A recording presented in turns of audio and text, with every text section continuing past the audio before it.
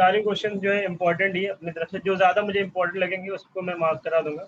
और अगर आप ये क्वेश्चन कर रहे हो तो आप ये समझ के चलो कि एग्जाम में आपसे कोई क्वेश्चन छूटेगा नहीं, मतलब इसी जिस चैप्टर का हम कर रहे हैं उससे कोई भी ऐसा क्वेश्चन नहीं है जो छूट जाए। अभी पहला है ऑब्जेक्टिव टाइप के, ये सारे एमसीक्यूज है, तो देखते हैं एक करके। जैसे पहला क्वेश्चन है कि in which of the following equation the mass is not same on both the side. Mass same कौन सा कितना, जिसे mass is not same on the both side. Word equation है, अभी वर्ड इक्वेशन में तो मास कहीं भी मेंशन है। जैसे मान लो कि फॉर एग्जांपल कि burning of magnesium, burning of magnesium में कैसे लिखते हैं वर्ड इक्वेशन में, हम लोग एकदम लिखते हैं मैग्नीशियम और प्लस ऑक्सीजन, मतलब वर्ड फॉर्म में लिखते हैं ना कि मैग्नीशियम लिख दिया, मैग्नीशियम प्लस आपका ऑक्सीजन और that give magnesium oxide, shortcut में से लिखो इस तरह से लिखते हैं। तो कितना बना कितना मैग्नीशियम कितना ऑक्सीजन हमें पता ही नहीं नंबर में। तो इस ये जो है बोला मास is not same on both the side, तो ये एक तो इसमें हो जाएगा। ना इसमें हम बता सकते मास सेम है या नहीं सेम है। स्केलेटल इक्वेशन आपको पता है, स्केलेटल इक्वेशन वो इक्वेशन है जो बैलेंस ना हो ना, उसको हम स्केलेटल इक्वेशन बोलते हैं। मतलब इसमें रिएक्टेंट का मास और प्रोडक्ट का मास दोनों साइड बराबर नहीं होता। फिर ये बैलेंस इक्वेशन में, तो बैलेंस इक्वेशन हमें पता है कि दोनों तरफ जो है रिएक्टेंट और प्रोडक्ट दोनों का मास क्या होता है, दोनों साइड सेम होता है, तो ये तो नहीं होगा। तो करेक्ट आंसर की जगह बोथ ए एंड बी, ए और बी में मास जो है दोनों तरफ सेम नहीं है, तो पहले का आंसर हो गया आपका डी। दूसरा क्वेश्चन देखते हैं सेकंड, बोला which of the following statement is not true, is और are not true. Exposure of silver chloride to sunlight for a long duration turns grey due to. अभी सिल्वर क्लोराइड है तो AgCl है भाई, और AgCl की अगर हम रिएक्शन करा देते हैं मतलब सनलाइट के साथ अगर इसकी रिएक्शन, इसीलिए इसको जो है सनलाइट में छोड़ा नहीं जाता। तो ये क्या रहता है आपका सिल्वर में और प्लस Cl2 गैस में क्या हो जाता है, कन्वर्ट हो जाता है। ठीक है, सिल्वर आप बोले सॉलिड और Cl2 गैस में ये कन्वर्ट हो जाता है। तो बोल रहा है कि ये जो सिल्वर क्लोराइड है, exposure of silver chloride to sunlight और a long duration turns grey, ये ग्रे हो जाता है। क्यों हो जाता है, तो बोले the formation of silver by decomposition of silver chloride, तो ये करेक्ट है। Sublimation of silver chloride, sublimation of silver chloride, silver chloride के सब्लिमेशन का मतलब क्या होता है, अगर हमें पता है सब्लिमेशन का मतलब क्या होता है भाई, सब्लिमेशन में डायरेक्ट क्या होता है सॉलिड से इसमें कन्वर्ट हो जाता है सब्सटेंस गैस में। तो यहाँ पे सॉलिड से गैस में तो कन्वर्ट हो नहीं रहा, camphor for example camphor convert हो जा रहा है आपका जो है इसमें गैस में, तो ऐसा कुछ नहीं हो रहा है। तो ये वाला क्या हो गया आपका इनकरेक्ट हो गया। फिर decomposition of chlorine gas from silver chloride, decomposition of chlorine gas from silver chloride, decomposition हो रहा है क्लोरीन गैस का सिल्वर क्लोराइड से, तो ये भी आपका करेक्ट आंसर, ये सिल्वर क्लोराइड का डिकम्पोजिशन हो रहा है सिल्वर सॉरी क्लोरीन का डिकम्पोजिशन हो जा रहा है from silver chloride and oxidation of silver chloride. अभी सिल्वर क्लोराइड को बोले ऑक्सीडेशन हो रहा है, ऑक्सीडेशन देखते हैं क्या, ऑक्सीडेशन हो रहा है क्या, ऑक्सीडेशन हम कैसे देखते हैं, ऑक्सीडेशन देखने का एक तरीका ये है कि आप देखो कि ऑक्सीडेशन नंबर में इंक्रीज हो रहा है क्या, अगर ऑक्सीडेशन नंबर में इंक्रीज होगा तो हम लोग बोलेंगे ऑक्सीडेशन हो रहा है। या फिर आप बोल दो कि जो है ऑक्सीजन ऐड हो रहा है तो भी ऑक्सीडेशन हो रहा है। या फिर एक और डेफिनेशन मैंने आप लोग को बताई थी कि इलेक्ट्रोनेगेटिव एटम जो अगर ऐड हो रहा है तो ऑक्सीडेशन हो रहा है। यहाँ पे इलेक्ट्रोनेगेटिव एटम ऐड होने के बजाय AgCl से इलेक्ट्रोनेगेटिव एटम Cl, यहाँ पे इलेक्ट्रोनेगेटिव एटम वो रिमूव हो रहा है, तो इसका रिडक्शन और ऑक्सीडेशन हो नहीं रहा। तो ये भी क्या आपका इनकरेक्ट।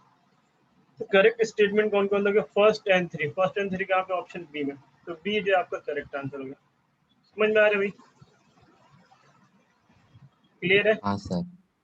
चलिए देखते हैं नेक्स्ट देखते हैं question number three. Question number three बोला कि three beakers labelled as A, B, C and C each containing 25 ml of water, each containing 20 ml of water were taken. A small amount of NaOH and either CuSO4 and NaCl were added to the beaker A, B and C. Okay भाई, एक देख लेते पहले beaker, एक हमारे पास A है, B है and C है। A में क्या डाला भाई, NaOH, ए में NaOH है, बी में ऊपर लिखता हूँ, बी में क्या आपका CuSO4 है और सी में क्या आपका NaCl। ठीक है, कोई दिक्कत की बात नहीं। और सारे क्या है 25 ml 25 ml 25 ml। बोल रहा कि okay, it was observed that there was an increase in temperature of solution content in beaker A and B. अच्छा, ए में जो है टेम्परेचर यहाँ पे इंक्रीज हो गया और बी में भी जो है आपका टेम्परेचर इंक्रीज हो गया। ठीक है, आगे क्या बोल रहा है कि whereas in beaker see the temperature of the solution fall। अच्छा, यहाँ पे जो है टेम्परेचर क्या हो गया आपका डिक्रीज हो गया। ठीक है, तो पूछा which one of the following statement is और आर करेक्ट। तो जहाँ पे बोला इन beaker A and be exothermic process has occurred, exothermic process में क्या होता है हीट रिलीज होती है। तो अगर हम यहाँ पे देखें यहाँ पे हीट रिलीज हो रही है, मतलब हीट रिलीज होगी तो टेम्परेचर बढ़ेगा। तो यहाँ पे भी क्या हो रहा है, हीट रिलीज हो रहा है तभी टेम्परेचर बढ़ रहा है। तो पहला वाला करेक्ट हो गया, पहला वाला करेक्ट है। अब दूसरा वाला तो ऑब्वियसली इनकरेक्ट हो जाएगा। बोला एक्सोथर्मिक है तो या तो एक्सोथर्मिक होगा या एंडोथर्मिक होगा। एंडोथर्मिक है नहीं, ए एंड बी एंडोथर्मिक, वो इनकरेक्ट है। बोला इन बीकर भी सी एक्सोथर्मिक प्रोसेस हैज अकर्ड। अभी सी में अगर एक्सोथर्मिक होता तो टेम्परेचर बढ़ता, बट सी में क्या है, टेम्परेचर डिक्रीज हो रहा है, तो वहाँ पे हीट वो देना पड़ रहा है, मतलब वहाँ पे क्या है, एंडोथर्मिक प्रोसेस है। तो यहाँ पे फर्स्ट और 4 करेक्ट है, तो करेक्ट आंसर कौन सा रहेगा, सी। फर्स्ट एंड 4 इज करेक्ट, सही है। अब बोला कि फोर्थ वाला देखिए भाई, बोला corrosion of metals can be prevented. कैसे प्रिवेंट कर सकते हैं भाई? By coating the metal surface with the paint, by applying film of grease and oil on the surface of the metal, by covering of the surface of the metal with another metal which is more electropositive, all of this. तो तीनों सही है भाई, तो यहाँ पे जो है करेक्ट आंसर हो जाएगा 4 का डी, ऑल ऑफ दिस, सही है। चलिए नेक्स्ट देखते हैं भाई। बोल रहा है कि identify the chemical equation which represent a complete balance equation for the reaction. थोड़ा सा इसका मिनिमाइज कर दो रिबन को। हाँ, तो बोल रहा है कि identify the chemical equation which represent a chemical complete balance equation for the reaction of barium chloride with sodium sulphate to produce barium sulphate and sodium chloride. तो ये डबल डिस्प्लेसमेंट रिएक्शन भाई, बेरियम क्लोराइड, ये barium chloride plus Na2SO4, किस में देख लेते हैं, barium chloride और सोडियम सल्फेट, पहली बात सेम होना चाहिए, बेरियम सल्फाइड, मतलब फॉर्मूला से सही होना चाहिए, barium chloride BaCl2 Na2SO4, formula तो सब में सही लिखा हुआ है। अब एक्सचेंज हो रहा है तो BaSO4 हो जाएगा, तो BaSO4 कहाँ पे बना, यहाँ पे बना, सब में BaSO4 ही बना। बैलेंस वाला कौन सा है, तो अगर हम रिएक्शन लिखे तो रिएक्शन सिंपली ऐसे हो जाएगा, ये बेरियम क्लोराइड है प्लस आपका Na2SO4 है, ठीक है। बैलेंस रिएक्शन के लिए डबल डिस्प्लेसमेंट रिएक्शन है, ये इसको इसके साथ लगा देंगे तो ये बन जाएगा BaSO4 और प्लस साथ में 2NaCl। तो ये वाली रिएक्शन जहाँ पे होगी वही हमारा करेक्ट आंसर हो जाएगा। 2NaCl कहाँ पे, बी में है और आपका डी में है, तो बी और डी में अभी कौन सा करेक्ट हो जाएगा भाई, तो डी इज करेक्ट आंसर, ठीक है, D is correct answer. 6 number में आ जाए तो 6 नंबर में देखिए बोलता है कि which of the following is not a physical change. Physical change कौन सा नहीं है?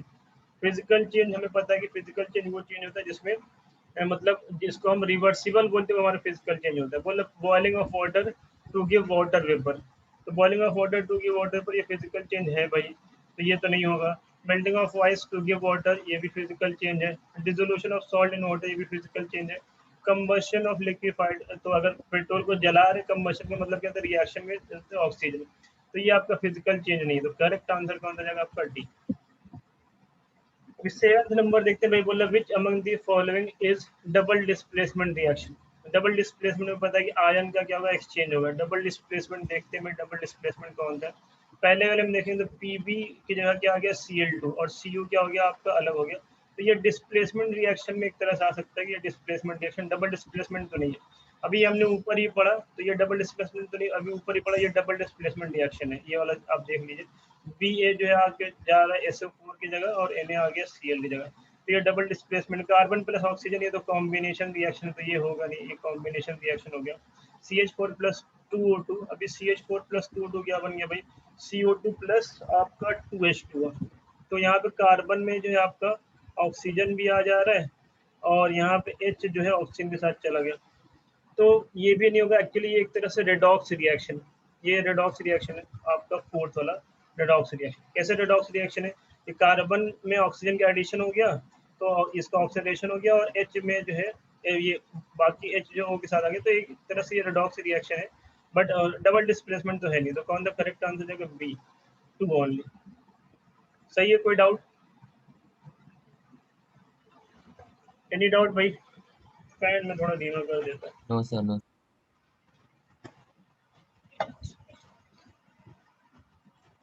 हेलो सर, मेरी आवाज आ रही है? हाँ जी, आ रही है, आवाज आ रही है। Okay sir. 7th हो गया भाई, चलिए 8th देखते हैं।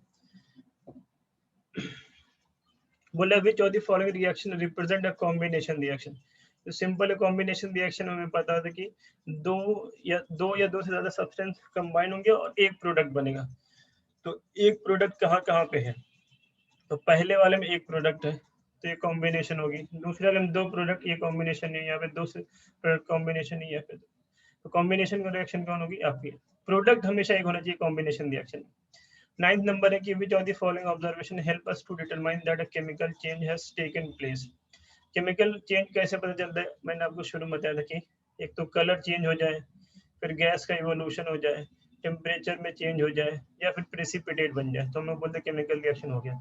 तो change in temperature yes, change in colour yes, evolution of gas yes, तो आंसर क्या जाएगा ऑल ऑफ दिस। फिर 10 नंबर है एग्जाम्पलर का क्वेश्चन, एनसीईआरटी एग्जाम्पलर का। ज्यादातर क्वेश्चन आपके एग्जाम में ना सीबीएसई में एग्जाम्पलर ज्यादा क्वेश्चन पूछते हैं, जो भी एग्जाम्पलर सर क्वेश्चन देते हैं। एग्जाम्पलर होता क्या है? एग्जाम्पलर एक बुक है एनसीईआरटी एग्जाम्पलर करके, तो वो बुक से ज्यादा क्वेश्चन पूछते हैं, मतलब जो टीचर एग्जाम के क्वेश्चन बनाने न लेना, तो एनसीईआरटी से या फिर एनसीईआरटी एग्जाम्पलर से क्वेश्चन पूछते हैं। ये बुक है बेसिकली एनसीईआरटी एग्जाम्पलर, मैथ्स की भी आती है और साइंस की भी आती है। 10 नंबर में आ जा भाई, बोला a dilute ferrous sulphate solution was gradually added to beaker containing acidified potassium permanganate. ठीक है भाई, पोटेशियम परमैंगनेट ले लिया।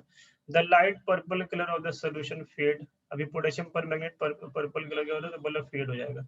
एंड फाइनली डिसअपियर, थोड़ी देर बाद डिसअपियर हो गया। Which of the following is the correct explanation for the observation. ठीक है, जैसे बोला कि KMnO4 is an oxidising agent, it oxidises FeSO4। अभी KMnO4 ऑक्सीडाइजिंग एजेंट है, करेक्ट है भाई। ठीक है, KMnO4 क्या ऑक्सीडाइजिंग एजेंट है, ये FeSO4 को ऑक्सीडाइज कर देगा। वैसे भी आप देख सकते हो कि पोटेशियम जो है वो आयरन से ज्यादा जो है क्या होता है, रिएक्टिव होता है, रिएक्टिविटी सीरीज में आप देख सकते हैं। फिर बोला कि FeSO4 act as an oxidising agent, तो अभी KMnO4 तो ये थोड़ी ना करेगा।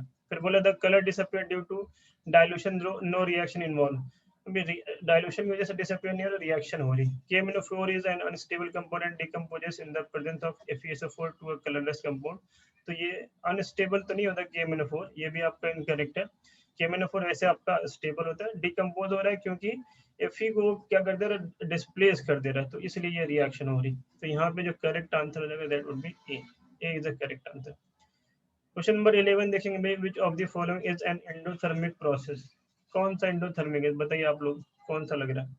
Dilution of sulphuric acid, sublimation of dry ice, evaporation of water, या फिर condensation of water vapour. Endothermic का मतलब क्या, जहाँ पे हीट आपको सप्लाई करनी पड़े खुद, उसको हम एंडोथर्मिक बोलते हैं। कौन सा लग रहा है, Shiv, Adarsh, Tathagat? Sir option D. Option D बोलेंगे 2 and 4, मतलब सब्लिमेशन ऑफ ड्राई आइस। तो सब्लिमेशन जब भी किसी चीज को ब्रेक डाउन करना होगा, एक सब्लिमेशन एक तरह से क्या ब्रेक डाउन है बेसिकली, कि आपका जो है सॉलिड से जो है आप किस में कन्वर्ट हो रहा है, आपका गैस में। तो सब्लिमेशन आपका सही है, sublimation is the endothermic process, heat आपको देनी पड़ेगी। डाइल्यूशन में कोई आपको हीट मतलब देनी नहीं पड़े, तो पानी डालना वहाँ पे कोई ऐसा उल्टा जो है वहाँ पे हीट रिलीज हो सकती है। Condensation of water vapour, condensation की अगर बात करें, कंडेंसेशन में वाटर कंडेंस हो रहा है तो वहाँ पे कोई आपको हीट नहीं दे पड़ेगी, वो तो वाटर वेपर जो है अपने से कंडेंस हो, वो एक्सोथर्मिक प्रोसेस हो जाएगा।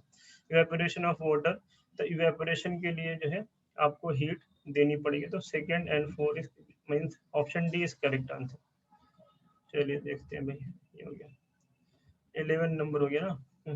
12 नंबर, मतलब which of the following are combination reaction. Combination reaction का सिंपल द कॉन्सेप्ट है, आप देखिए रिएक्टेंट दो या दो से ज्यादा हो और प्रोडक्ट हमेशा एक हो, तो कौन सा कॉम्बिनेशन हो जाएगा भाई। तो पहला वाला कॉम्बिनेशन नहीं है, दूसरा वाला कॉम्बिनेशन है, तीसरा वाला कॉम्बिनेशन है, चौथा वाला नहीं है, तो सेकेंड एंड थर्ड। तो सेकेंड एंड थर्ड कहाँ पे भाई, option D, option D is correct.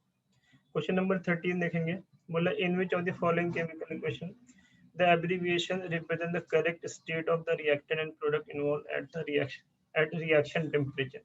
Generally reaction temperature का मतलब बोला कि रूम टेम्परेचर पर जो रिएक्शन हो रही है, तो कौन किस स्टेट में होगा। अभी हाइड्रोजन क्या लिक्विड स्टेट में होता है क्या, जनरली हाइड्रोजन किस में होता है, गैस स्टेट में, तो ये वाला तो नहीं होगा। ठीक है, पहले एक ही से देख कर पता चल गया। यहाँ पे हाइड्रोजन आपका गैस स्टेट में, लेकिन ऑक्सीजन यहाँ पे O2 गैसेस फॉर्म में होती है, यहाँ पे O2 लिक्विड फॉर्म में, तो ये भी नहीं होगा।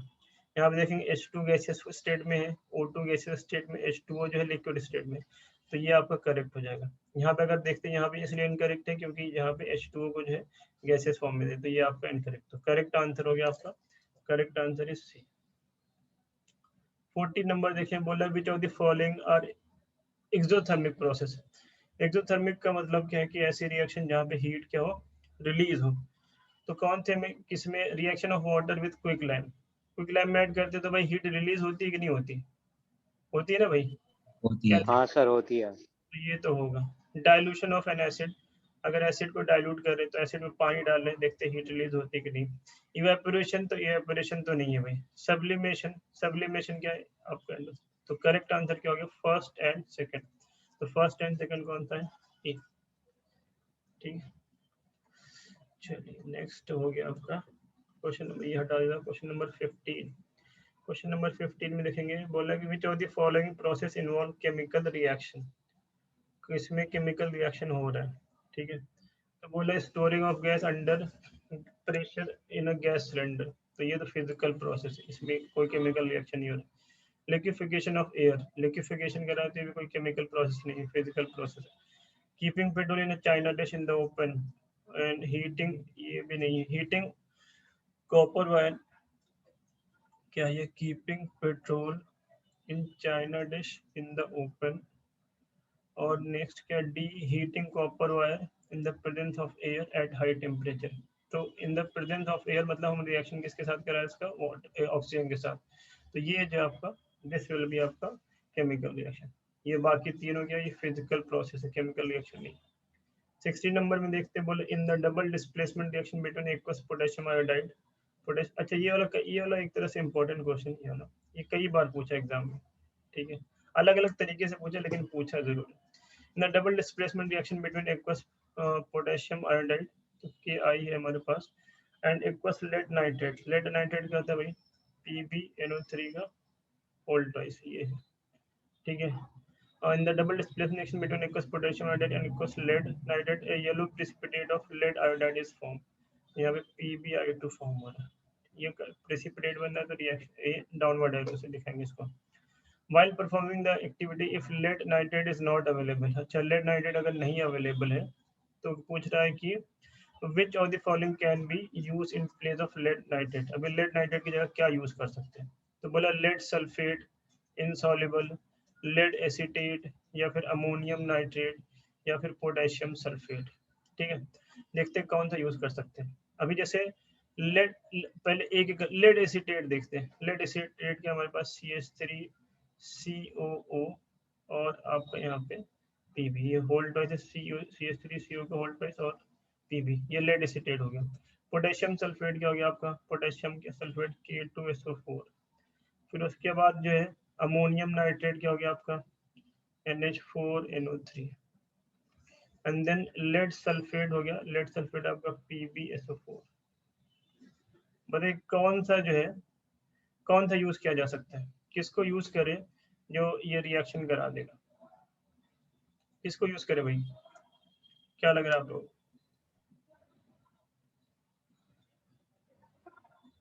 बोले भाई Adarsh. Sir ammonium nitrate. Ammonium nitrate, reason क्या अमोनियम नाइट्रेट, सर क्योंकि रिएक्शन मतलब ऐसे नहीं, सर मैं लेड मतलब डबल। सल्फेट के साथ जाऊंगा। लेड सल्फेट के साथ भाई साहब जाएंगे, शिव जो है लेड सल्फेट के साथ, और तथागत भी बोल रहे हैं बी, बी मतलब आपका लेड सल्फेट ही है। अब देखो लेड नाइट्रेट क्या है, सॉल्ट है, एसिड है, बेस है, क्या है, सॉल्ट है, एसिड है, बेस है, क्या है, lead, lead nitrate, lead nitrate क्या है, लेड नाइट्रेट क्या, सॉल्ट है, एसिड है, बेस है, क्या है, लेड नाइट्रेट, सॉल्ट है ना सर? लेड नाइट्रेट सॉल्ट है। तो कोई उस जब अगर सॉल्ट है तो कोई सॉल्ट ही डालें भाई जिससे रिएक्शन हो, सॉल्ट का सॉल्ट से रिएक्शन कराए ना, किसी और के साथ रिएक्शन नहीं करेंगे। मतलब अभी जैसे अभी CH3CO वोल्टाइज PB, ये भी कि हमारा सॉल्ट है। ठीक है, और NH4NO3 वो भी सॉल्ट है, PbSO4 वो भी सॉल्ट है, अभी सॉल्ट तो तीनों है। तो why lead, why only this lead sulphate, why not is not ammonium nitrate. Sir क्योंकि एक नॉन सोल्यूबल प्रेसिपिटेट चाहिए जो येलो कलर का हो। तो सर अभी जब डबल डिस्प्लेसमेंट होगा तो भी सेम ही होगा, बस वो NO3 के जगह SO2 आ जाएगा। लेकिन येलो कलर का प्रेसिपिटेट अभी भी फॉर्म होगा क्योंकि पीवी भी है, आई भी है। ठीक है, तो एक तो जो है अमोनियम वाला तो वैसे नहीं होगा, क्योंकि हमें जो है क्या बनाना है, लेड आयोडाइड बनाना है। लेड आयोडाइड होगा तभी जो है ये आपका बनेगा। ठीक है, तो लेड आयोडाइड तो PbI2 बनना चाहिए हमें। तो PbI2 किससे बनेगा, हमारे पास जो ऑप्शन है, तो हमारे पास लेड सल्फेट है, या फिर लेड एसीटेट है, या फिर बस ये दोनों है ऐसे, मतलब किसी एक में से होगा। इन दोनों में से किसी एक से बनेगा, या तो आपका जो है लेड सल्फेट ले लो, लेड सल्फेट ले लो, या फिर लेड आपका जो है लेड एसीटेट ले लो, दोनों में से किसी एक से। अभी लेड एसीटेट क्या आपका एक्वस फॉर्म में है, और लेड एसीटेट से अगर आप रिएक्शन कराएंगे तो क्या बन जाएगा, यहाँ पे CH3COO पोटेशियम एसीटेट बन जाएगा। तो इसका जो करेक्ट आंसर है लेड सल्फेट जो है, दैट लेड सल्फेट इसलिए नहीं होगा क्योंकि ये इनसॉल्युबल है। इनसॉल्युबल मतलब कौन सी स्टेट में, वो सॉलिड स्टेट में। तो सॉलिड स्टेट में तो वो रिएक्शन करेगा क्या, लेड स्टेट जो है सॉलिड स्टेट में, तो नहीं सॉलिड सर। स्टेट वाला रिएक्शन करेगा नहीं। तो करेक्ट आंसर क्या हो जाएगा, करेक्ट आंसर इज आपका बी। तो इसका करेक्ट आंसर क्या जाएगा आपका, लेड स्टेट। ठीक है, lead state would be correct answer. Clear है, क्लियर है ओके कि सर। अब देखिए आगे देखते हैं भाई। तो 17 नंबर है, 17 नंबर बोल रहा है कि solid calcium oxide react vigorously with warm water to form calcium hydroxide, okay, accompanied by the liberation of heat. This process is called slaking of lime. Calcium hydroxide dissolved in water to form its solution called lime water. Which among the following is or are true about the slaking of lime and the solution form? तो बोला it is an endothermic reaction. Endothermic होगा क्या भाई, endothermic होगा क्या, तो endothermic तो नहीं होगा, है ना। नहीं। कैल्शियम ऑक्साइड के हमारे पास CaO और वाटर H2O, तो क्या बना रहा है CaOH का होल ट्वाइस, और हीट रिलीज होती है यहाँ पे। तो हीट रिलीज हो रही है, तो ये कौन सी रिएक्शन होगी, एक्सोथर्मिक। तो करेक्ट आंसर एक तो क्या हो गया, एक्सोथर्मिक। अब ये कैल्शियम हाइड्रोक्साइड क्या एसिड है, बेस है, क्या है कैल्शियम हाइड्रोक्साइड, तो calcium base. Hydroxide base. Base है। तो बेस है तो पीएच क्या होगा, मोर देन, अगर बेस है तो पीएच क्या होगा, मोर देन 7। More than 7। तो मोर देन 7 ये, तो सेकेंड एंड थर्ड, तो सेकेंड एंड थर्ड कहाँ पे, बी में, तो B is correct answer. 18 number है भाई, what happen when dilute hydrochloric acid is added to iron filings. Dilute hydrochloric acid, तो HCl है, इसकी रिएक्शन करा रहे हैं हम लोग, किसके साथ रिएक्शन करा रहे हैं भाई, Fe के साथ। तो मतलब अभी हम रिएक्टिविटी सीरीज देखे तो कैसा था वो, काशीनाथ का माली आलू जरा फीके पकाता है। ठीक है, तो हाइड्रोजन के ऊपर है क्या, आयरन। आयरन की रिएक्टिविटी क्या होती है, हाइड्रोजन से ज्यादा होती है। तो आयरन क्या करेगा, इसको रिप्लेस कर देगा। तो क्या बना देगा ये FeCl3, और प्लस आपका हाइड्रोजन गैस यहाँ पे रिलीज होगी। ठीक है, तो क्या पूछा है कि hydrogen gas and iron two chloride are produce, और chlorine gas and hydrogen gas heat is absorb iron, यहाँ पे क्या है। तो बोला hydrogen gas and iron two chloride are form, यहाँ पे FeCl2 बना रहा है। ठीक है, FeCl2 chlorine gas and ferric, ये तो क्या है आपका इनकरेक्ट है। Heat is absorb and test tube become cold, ये भी आपका इनकरेक्ट है। Iron salt and water are produce, तो 18 का जो करेक्ट आंसर होगा दैट विल बी ए, ये FeCl2 और प्लस आपका हाइड्रोजन गैस। मतलब अभी आयरन जो है दो ऑक्सीडेशन स्टेट में होता है, एक Fe+2 में जिसको फेरस बोलते हैं, और एक Fe+3 में जिसको फेरिक बोलते हैं। यहाँ पे Fe जो +2 फॉर्म में, तो ये FeCl2 बनेगा +H2, बैलेंस करने के लिए यहाँ पे आप 2 लगा दीजिए, ये बैलेंस हो जाएगा। चलिए नेक्स्ट देखते हैं भाई। नेक्स्ट है हमारे पास क्वेश्चन नंबर 19। 19 का है कि the following reaction is used for the preparation of oxygen gas in the laboratory. ठीक है, which of the following statement is correct about the reaction? It is a decomposition reaction, decomposition reaction and endothermic। तो जितने भी decomposition reaction होते हैं वो endothermic होते हैं, चाहे वो thermal decomposition हो, चाहे वो आपका जो है इलेक्ट्रोलाइसिस हो, और चाहे आपका फोटोकेमिकल डिकम्पोजिशन हो। क्योंकि डिकम्पोजिशन में हीट हमें खुद देनी पड़ती है, तो डिकम्पोजिशन हमेशा एंडोथर्मिक होगा। कॉम्बिनेशन रिएक्शन नहीं, it is a decomposition reaction and accompanied by the release of heat। Heat release हो रही क्या, नहीं, इट इज अ फोटोकेमिकल नहीं, तो करेक्ट आंसर क्या हो गया आपका 19 का ए। 20 नंबर में आते हैं भाई, 20 नंबर देखते हैं, क्वेश्चन नंबर 20। तो क्वेश्चन आंसर की भी दे ही रखा है, क्वेश्चन नंबर 20 21 आंसर की, चलो देखो कोई बात नहीं। तो बोले the following reaction is an example of, किसका एग्जांपल है भाई? Displacement reaction, combination reaction, neutralisation reaction और रेडॉक्स रिएक्शन। तो अगर आप देखेंगे यहाँ पे डिस्प्लेसमेंट रिएक्शन, देखते हैं डिस्प्लेसमेंट है क्या, NH3 के H की जगह क्या आ गया आपका O आ गया, तो डिस्प्लेसमेंट रिएक्शन तो है। फिर कॉम्बिनेशन रिएक्शन, कॉम्बिनेशन तो होने से, क्योंकि कॉम्बिनेशन में एक प्रोडक्ट बनता है हमेशा। रेडॉक्स रिएक्शन है क्या भाई? तो रेडॉक्स में देखेंगे नाइट्रोजन में क्या जुड़ गया, ऑक्सीजन ऐड हो गया, तो नाइट्रोजन का ऑक्सीडेशन हो गया, और यहाँ पे जो है मतलब नाइट्रोजन की एक बार ऑक्सीडेशन नंबर क्या हो रही है, बढ़ रही है, तो नाइट्रोजन का ऑक्सीडेशन हो गया, तो एक में नाइट्रोजन ऐड हो रहा है और ऑक्सीजन में हाइड्रोजन एक तरह से ऐड हो गया, तो ऑक्सीडेशन भी हो रहा है, रिडक्शन भी हो रहा है, तो रेडॉक्स रिएक्शन करेक्ट है। न्यूट्रलाइजेशन रिएक्शन, क्या न्यूट्रलाइजेशन रिएक्शन तो एसिड और बेस में होती है, तो ये नहीं है, तो करेक्ट आंसर क्या जाएगा 1 and 3 मतलब सी, यहाँ पे दिया भी है ऑप्शन, आप देख सकते हो सी। बोला केमिकली रस्ट इज, रस्ट क्या है भाई? फेरिक सल्फेट है, फेरिक ऑक्साइड है, हाइड्रेटेड फेरस ऑक्साइड है, या फिर हाइड्रेटेड फेरिक ऑक्साइड है। तो जो रस्ट होता है उसका फॉर्मूला क्या होता है अभी? रस्ट का फॉर्मूला क्या होता है? रस्ट का क्या फॉर्मूला होता है? तो रस्ट का फॉर्मूला होता है Fe2O3 और डॉट आपका 2H2 रहता है, ठीक, ये रस्ट होता है, ठीक। तो रस्ट में अगर आप अभी हाइड्रेटेड रहता है बेसिकली, तो ये तो हाइड्रेटेड वाला होगा, या तो ये वाला होगा या तो ये वाला होगा। अब दोनों में देखिए Fe2O3 का मतलब क्या है, Fe यहाँ पे नंबर में 2 है और ऑक्सीजन नंबर में कितने, ऑक्सीजन नंबर में 3 है। अभी हम लोग कैसे कैसे करते हैं, जैसे क्रॉस मल्टीप्लाई करते हैं ना, Fe के जो है जो वैलेंसी होगी, Fe की वैलेंसी किसके बराबर होगी?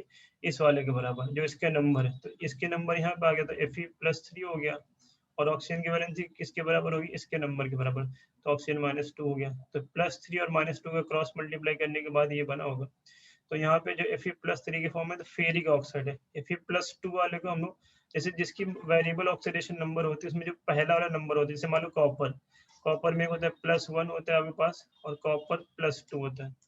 +1 वाले को मतलब क्यूपरस, और बाद वाले को मतलब क्यूपरिक, इसी तरह फेरस और फेरिक, तो इसका करेक्ट आंसर हो जाएगा आपका डी। सो ये जो जितने भी क्वेश्चन थे ये सारे मतलब एग्जाम आइडिया के हैं, और आपके जो ऑब्जेक्टिव टाइप के क्वेश्चन थे, अगर इस चैप्टर से कोई भी ऑब्जेक्टिव टाइप क्वेश्चन आता है तो इसके अलावा और कहीं से नहीं आएगा, मतलब इतने में आपका काम हो जाएगा। तो एक बार जो है आप इसको देख लीजिए, समझ लीजिए, आंसर की भी है आपके पास, PDF भी मैं भेज दूंगा, और ये इसको मैं यूट्यूब पे भी अपलोड कर रहा हूँ, जिसको भी अगर किसी को डाउट है वो भी इसमें पूछ सकता है, ठीक है।